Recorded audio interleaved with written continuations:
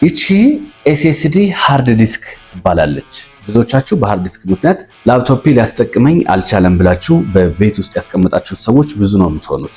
ስለዚህ የላፕቶፓችሁ ሃርድ ዲስክ ከኤችዲዲ ወደ ኤስኤስዲ ቢቀየር በመቶዎች እጥፍ ያክል ፐርፎርማንስ መጨመር ይችላል ማለት ነው። ኤችዲዲ ማለት ኦልድ የነበረው ቀድሞ የምናውቀው በጣም የሚንቀራፈፈው ሃርድ ዲስክ ማለት ነው። ኤስኤስዲ ደግሞ ሶሊድ ስቴት ድራይቭ ይባላል። ሶሊድ ስቴት ድራይቭ ደግሞ እጅግ በጣም ፈጣን ዱሬብል። ስለዚህ በቤታችሁ ውስጥ ያለው ላፕቶፕ እያላችሁ አዲስ ላፕቶፕ ግዛ ከማለት ይልቅ ሃርድ ዲስኩን ቀይራችሁ ተጠቀሙት።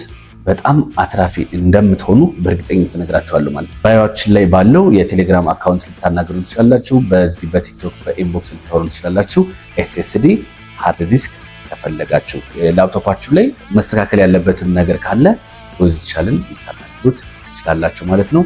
ኤስኤስዲ ግን ተጠቀሙት።